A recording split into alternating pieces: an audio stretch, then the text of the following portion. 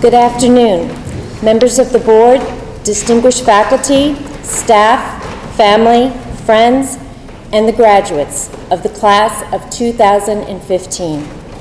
On behalf of President Victor, welcome to beautiful Morley Music Hall on this December day. Commencement is a day that represents how life is built on a series of comings and goings. Over a lifetime, we weave ourselves in and out of encounters with people, places, and experiences. While at Lake Erie College, you developed relationships and networks, met challenges, solidified values, and achieved success. Now, as you follow life's path to new opportunities, you will realize the significance and influence of these past experiences and relationships. My hope is that you will always see Lake Erie College as an integral part of your life journey. We hope you will return often to retrace your path by reconnecting with classmates, faculty or staff, attending a lecture or performance, or serving as a mentor to current students at the beginning of their own path. With all the comings and goings that make up your lives, may you take with you from your time at Lake Erie College something so sound and enduring that you will always want to be a part of our college community. It has been an honor for all of us to have been a part of your life journey. I am pleased to introduce today's student speaker, Claire Burkholder.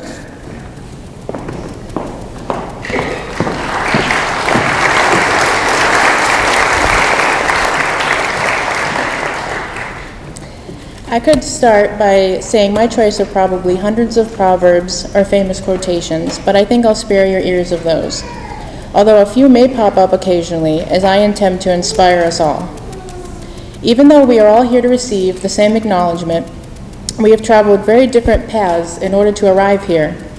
Despite our different backgrounds, different hometowns, we have all joined together to continue our education at Lake Erie. Today we celebrate us. Whether we are receiving a bachelor's or a master's degree, we have dedicated years of our lives for our education, and today it's our privilege to feel proud. I started my college journey at Kent State Ashtabula, and it lasted for about 2 years before I had to figure out just what I wanted to do with my life. At that time, I was determined to have a degree in film because I loved everything that surrounded that industry. So that dream led me to Bowling Green University, in the heart of flat farm country. Keep in mind that I had never been away from home for more than a night, and now I was forced to live without my family. Of course, I wasn't cut off completely, but it felt as though I was. Needless to say, I was emotionally stressed and didn't last long as a falcon. I survived opening weekend and attended 2 classes before leaving. Yep, that's definitely not my finest hour. But when you think about it, it was that mishap that brought me here. When I arrived home, I immediately applied to Lake Erie and was thrilled to gain acceptance. It was at this point when I realized my film industry career was not meant to be. After worrying about my future for a while, I finally decided that advertising was an interesting area of study, and in my opinion would be around for years to come. Looking back to that time, Lake Erie College seemed just like any other building that I passed occasionally on my route to Mentor. Attending my first class was an eye-opener. The campus was like a secret garden hidden behind the walls of College Hall in Austin. The many rambunctious squirrels were an added bonus. I'm sure there are some of you who feel the same as I did upon entering a new college at a junior level.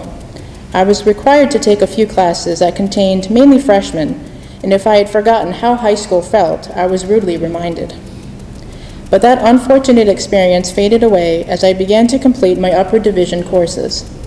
My future seemed attainable in ways it never had before. In addition to my many classroom experiences, I've met several members of the faculty who were both encouraging and inspiring. As with any class, frustrations can happen quite frequently, but thanks to those professors, all wrinkles were ironed out.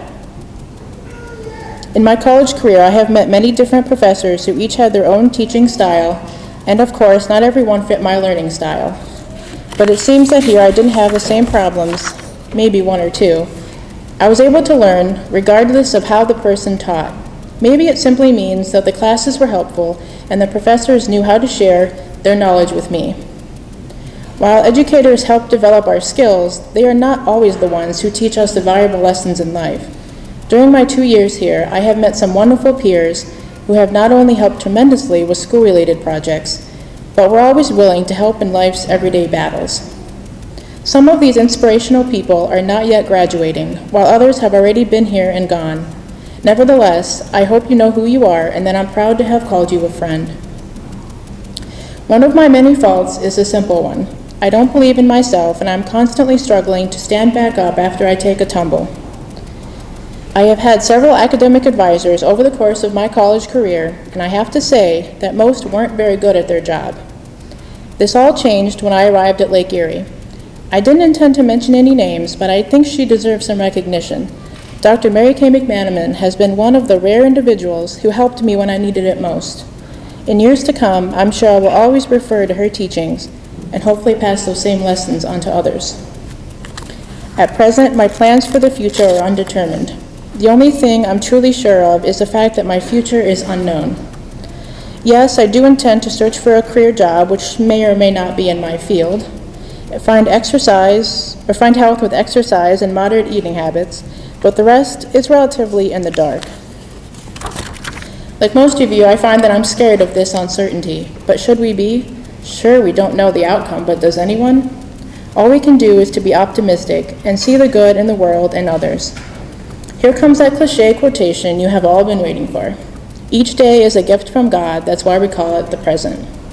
This may have been repeated more than 1,000 times, but if we really listen, it is excellent advice. While we need to plan some of our future goals and activities, we don't need to worry about them. It just makes each day more difficult when we constantly feel the pressure of our future. The same can be said of the past. If you drag your past failures around with you, it's bound to weigh you down. Freeing yourself of the past and the future allows you to feel joy in the present. I haven't always believed that parts of my life will simply fall into place, but they have so far, so why not in the future? Believe in yourself, and that is the key to finding happiness. Now, I know that most of you are still wondering about yourself and where this new journey will take you. It's okay, I'm still wondering myself. I've been wondering for years, and I'm sure I will wonder for many years to come. While some of us are born with a passion for a certain profession, I'm inclined to believe that some of us just aren't. I used to think that I wasn't good enough because I didn't strive to be a doctor or lawyer, and I didn't have any clear goal in mind. That's when my father told me to just worry about the graduating from college goal. The rest will come later. Well, as you can see, Dad, I've reached that goal, and now where do I go from here? I suppose I'm about to find out.